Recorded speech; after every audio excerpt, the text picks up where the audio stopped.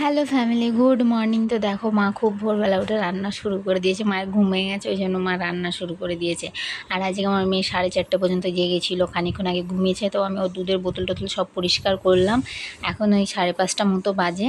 আর আমার একটা ওটার মধ্যে একটা পার্সেল এসে চুড়ি এসছে, তোমাদেরকে পরে দেখাবো।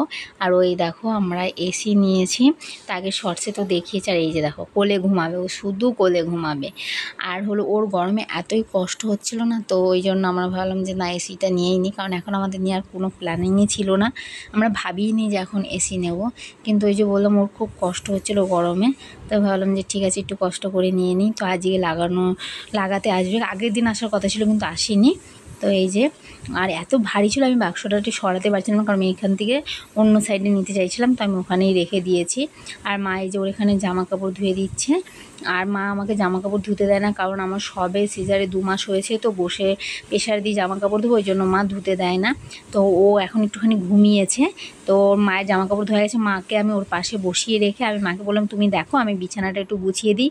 আর যেহেতু এসি লাগাতে আসবে, ঘরে ড্রিল ফ্রিল করবে, ধুলোবালি হয়ে যাবে, তো আমি বিছানাটা গুছিয়ে তারপরে সব কিছু ঢেকেও দেবো। তাই মা ওই পর্দাগুলো এনে দিল। আমি মাকে বলেছি তুমি পুরো একদম মেয়ের কাছে বসে থাকো, কারণ আমি ওকে নিয়ে একটুখানি বেশি তো ওই জন্য মাকে আমি ঠাই ওর কাছে বসিয়ে রাখি। এই দেখো এগুলোকে আমি সব ঢেকে দিলাম।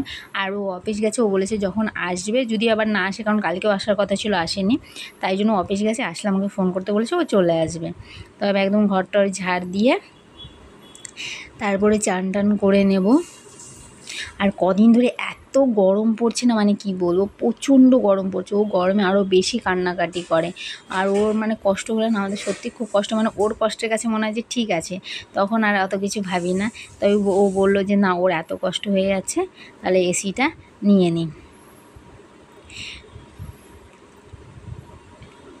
আর আমাদের সকালে টিফিনও হয়ে গেছে, দুপুরে ভাবছি ও আসবে যখন একসঙ্গেই খেয়ে নেব, কারণ ও দুপুরের মধ্যে চলে আসবে। আর যদি এসি লাগাতে তার আগে চলে আসে, তাহলে ও তার আগেই চলে আসবে। তাই জন্য ভেবেছি সবাই একসঙ্গে খাওয়া দাওয়া করবো। আর দেখো এই ড্রয়ারটাকে আমি ওই সাইডে নিচ্ছি, কারণ এই সাইডে ভালো লাগছে না। আর ও বলছে যে বেডের একটু পাশে থাকলে ভালো হয়, কারণ এর মধ্যে যেহেতু মাম্মার সব জিনিস আছে, উপরে ওষুধ, ক্রিম ট্রিম এগুলো থাকে। একটার মধ্যে আমি ওর ড্রেস রেখেছি, একটার মধ্যে ন্যাপি, একটার মধ্যে হাগিস। আমি তো তোমাদেরকে দেখাবো, মনে হয় আমি দেখাইনি, তো দেখাবো। কিন্তু আমার না যে বলে না সময়ই হয় না, আর আমার ফোন পুরো ভিডিওতে ফুল হয়ে গেছে। তো আস্তে আস্তে এগুলোকে পোস্ট করি তারপরে। তো এটাকেও আমি ঢেকে দেবো, নাহলে এর মধ্যেও ধুলোবালি ঢুকে যাবে। এইগুলো আমার পুরনো ঘরের পর্দা ছিল, তো মা বার করেছে, তাই আমি ভাবছি এইগুলো দিয়েই ঢেকে দিই। রেডি তো করে রাখলাম, এবার দেখা যাক আজকে আসে কি না। তো আমার এই কাজগুলো হয়ে গেছে, এখন মেয়ের কাছে যেতে হবে, গিয়ে দেখি ও উঠেছে নাকি। মা তো ওর কাছে বসেই আছে, মা আবার চানও করবে। আর এই দেখো আমি বিছানায় বালিশ টালিশ সব সরিয়ে দিয়েছি। আর এই সাইডটাতে যে ছিল ওটাকে সরিয়ে দিয়েছি। দেখি এই দেয়ালেও এসিটা লাগাতে পারে, বা এই পাশে দেয়ালেও লাগাতে পারে। এবার দেখা যাক কোন দেয়ালে লাগায়।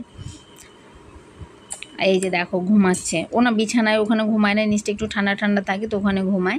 আমি ওই জামা কাপড় কটা মেলে দিয়েছি, মা বলছে তুই রাখ, আমি এইগুলো মেলে দিচ্ছি।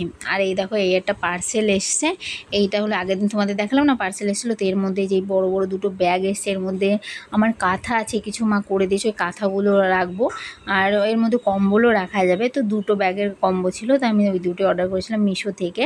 তো ও এখনই উঠে পড়বে, তাই আমি ভাবলাম ওর দুধটা গুলে আমি রেডি করে রাখি, কারণ ও উঠলে আর আমার কোল ছাড়া মায়ের কোলেও যাবে না, কাঁদবে, ওই জন্য আমি আগে রেডি করে রেখে দিলাম। আর তো ওঠেনি বলে আমি এই পাশে বিছানাটাও গুছিয়ে নিলাম ওকে দেখতে দেখতে। এই দেখো এখন ঘুমাচ্ছে। ও কোনো দিন এতক্ষণ ঘুমায় না, আজকে কী হয়েছে জানি না, আজ ঘুমাচ্ছে, কারণ কালকে পুরো ভোর 4:30 পর্যন্ত জেগেছিল। আর এই যে দেখো এখান থেকে সব ওর জামা কাপড় আমাদেরগুলো মেলে দেওয়া হয়ে গেছে। তো আমার না প্রচুর মাথা যন্ত্রণা করছে, কারণ কালকে রাতে যেহেতু আমার ঘুম হয়নি। তো এই যে এসি লাগাতে চলে এসছে, ও অফিস থেকে চলে এসেছিলো। তো এই এসি লাগানোর পর ঘরের যে কি অবস্থা হয়েছিল তোমাদেরকে দেখাবো। তো লাগানো হয়ে গেছে, আমরা ওই ঘরেতে ছিলাম, কারণ এই ঘরে ড্রিল মেশিনে প্রচুর আওয়াজ হচ্ছিল।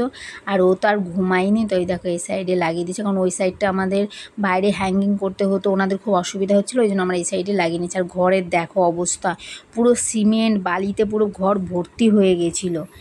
তারপরে ওইগুলো ওর কোলে দিয়ে আমি আর মা দুজনে মিলে গুছিয়ে নিয়েছি। আর এখন দেখো কত রাত হয়েছে তোমাদেরকে দেখাচ্ছে। দেখো আজকেও ও মনে হয় 4:30 পর্যন্তই জেগে থাকবে। এই দেখো এখনও ওর চোখে কোনো ঘুম নেই, ও খেলা করছে।